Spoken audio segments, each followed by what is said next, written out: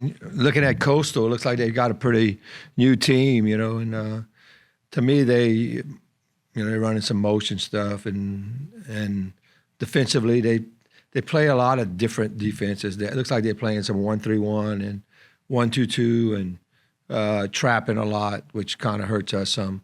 But yeah, I mean, I think they're a fairly good team. I think it'd be a good matchup if we have everybody. We're not sure if we'll have everybody. I know Monty got hurt on the Thursday game and didn't play on Saturday, so we're looking at not playing her until Saturday. So she may be out, but yeah, I mean, Coastal App, same thing. A lot of new players, and I thought actually they would be a lot better than with the record showing for them. But hopefully we can kind of take care of the ball. Turnovers have been hurting us pretty bad the last couple of weeks, so we need to be able to do a little bit better job and get people healthy again.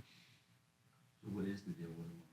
Amani, girl hit. I thought it hit her, but she said the head hit her, and her tooth went into her lip, and we couldn't get it out. So they had to get to the hospital, and they had the hardest time to get the tooth out, and it's real loose. And I mean, she's swollen. She's still swollen. I saw her yesterday, and it's pretty bad. It got cut the lip, stuck in the lip, and then they're just trying to figure out what they're going to do with the tooth because it's real loose. So, we thinking that she probably won't play tomorrow, and on Saturday she'll be able to play. Yeah, we're going to try something like a football. We're going to talk to football. Maybe Mike and him have some type of. I wonder if she could wear a helmet or something like that. Not sure. We actually, the way they playing right now, man, it's a different game, man. No hand checks and stuff like that. We started working on it yesterday. Like, man, if they're gonna let us hand check, we might. I don't want to put my hands on them, and we're gonna start doing it. So, what step can you even try to make? We work on it. I think that's the biggest thing. When you're being pressed and you're struggling a little bit in it, you got to spend some time. Like even. We're not rebounding as well as I like. You got to emphasize, not just practice, but emphasize that, hey, we got to be able to do and work on those drills. And that's what we've been doing. Like we call high post passing. We've been running through our press breakers with 5-on-0 and stuff just to make sure that they understand, the cuts and all that. And, going back on film and watching it, it wasn't so much that they wasn't in the right position. We just didn't catch the ball clean. And when you do that, to me, it slows down everything on the offense. Are we at the point where, like, we don't need any highlight film passes, make simple passes? Yeah, no home runs. Yes. Yeah, that limits it. We have some point guards that like to hit home runs. They want to make the big play, and I think that hurts us sometimes. Where you just get the little base hit here, and then you're moving the ball, staying out of traps. We talk about it all the time. Stay off the sidelines when you cross half court because that's where people are trapping. And it's difficult to get out because we're a little bit smaller on the guard side. But yeah, I mean, those are some of the things that can help. And we're working on it. And I think we're getting better at it. It's just the major problem we have is when they press off the miss. When you press off the miss, you're not in position. And so now you got to get in position, and you got to just learn how to play out of it. Takes you out your offense, I think. So without Amani, you have how many? Eight players, yeah, without. So we were playing with 9, and we kind of moved the lineup around a little bit. But yeah, it's been difficult to try to get them to play. And then you got a 40-minute game, and they pressing us the whole game, and it makes it difficult. And I think that's where a lot of mistakes come in. Against Arkansas State, they scored 28 points the first quarter against our man. We went to a zone, and they scored 12, and then 13 the next. And then they came back, and we tried to press a little bit at the end, and I think they scored like 25, where we were scoring that too, 12 and 13 and maybe 15 in that last quarter. We only scored 6. So, once we get tired, I think there's a lot of turnovers, and our defense it makes it kind of tough to guard. What have you kind of learned in a season like this, deep in your career, having so many new players and like different ways trying to communicate to get your point across and things like that? What have you kind of learned? I learned one thing, you got to have players. You need, they're always talking about adding more scholarships to baseball and softball, which is a great thing, I think, for those sports. And for us, we 15 and the men were 13 scholarships, and I think they moved the men up to 15. I think we need all 15 scholarships because of the injuries and all that. So I kind of been knowing that. But to go through this season and diversity and stuff like that, I honestly think it makes you better. I really do, even though, the community is, probably barking or whatever. I honestly think that we're becoming better coaches because of us trying to figure it out. We're trying to figure out how to be productive. It'd be like owning a business and your production is down. What do? You just let it be down or you try to figure it out? And that's what we're doing. So I think we've become better coaches.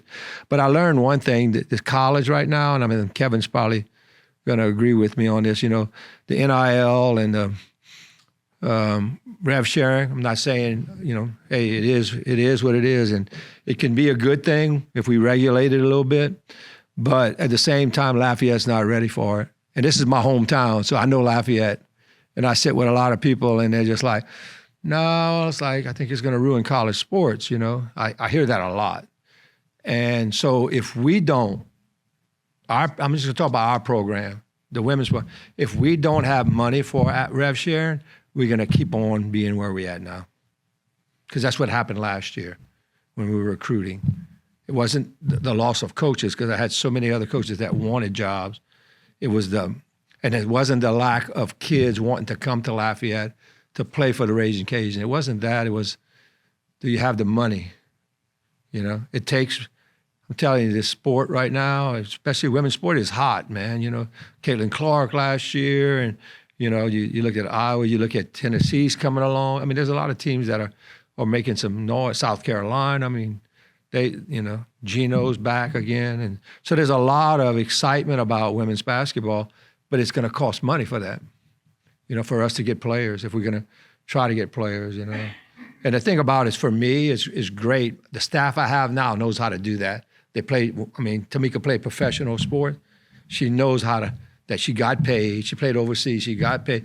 So I'm in a good situation now that I finally got a coach that, we can do some of this, but we got to get money, It's going to be, my job is going to be not coaching anymore, more of trying to find people that would be willing to give us a little bit of money to kind of get players. I mean, it is what it is, And I think, I don't know if I'm wrong or not. Y'all tell me if I'm wrong, but I think every sport's like that. I don't know how baseball and softball, it's a little bit, every sport's different. But, men's basketball, they'll have a hard time winning unless they have money. Or get money. So for the players, for the team, as the coaching staff, what's kind of the message you're imparting on them so they aren't feeling discouraged throughout the adversity this season? I think we pretty tough coaches in the fact that the message is, we got to get in there and work. That's what the message is. Tamika's pretty tough.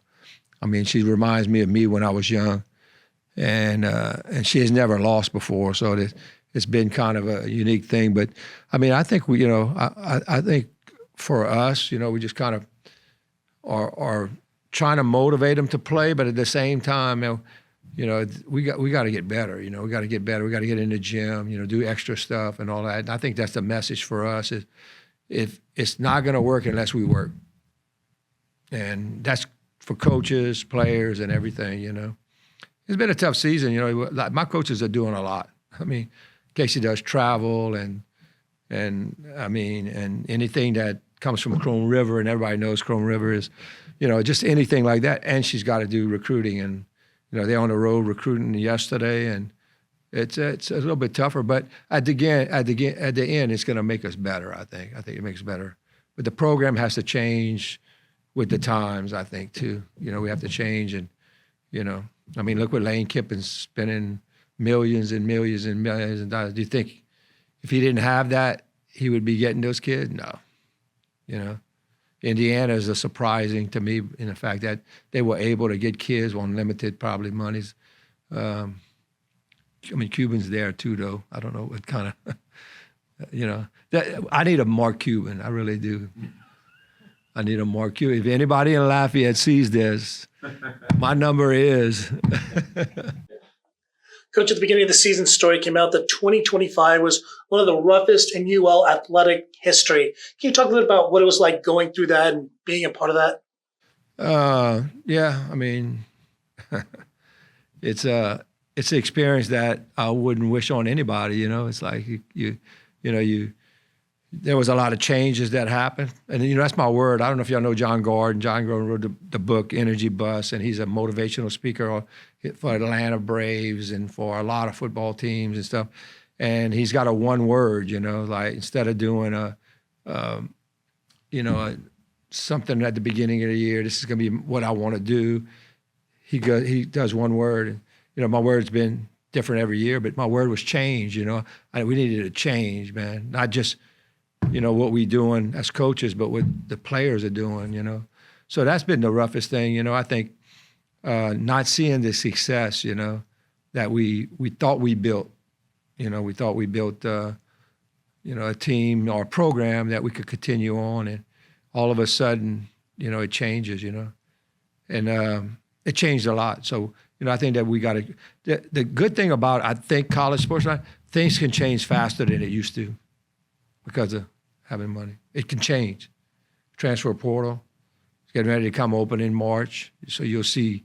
We signed 4 high school kids that are really good, that we think are going to be good, and our freshmen are our better players. So, you're going to have 7 kids that you got to go get 8 more. Whether it's junior college, we want some junior college kids right now. So, yeah, it's been rough. I mean, it's hard to explain because I'm from here, so it's a little bit harder, if you know what I mean. Because I'm not going nowhere. I wish I lived in New York. So when at the end of the day, when I retire, I'd be gone, but I'm not. I'm gonna be right in the middle of Lafayette. Love it though, but I guess that's the thing for me. It's a little different, and I try to really be positive. Now my coaches hit it more than me. Like Coach could be a negative. They always kind of pat me on the back about it, but it's hard, and it's hard for kids too. They're working really, really hard, and we're not seeing any success. What is it? We just it's a process.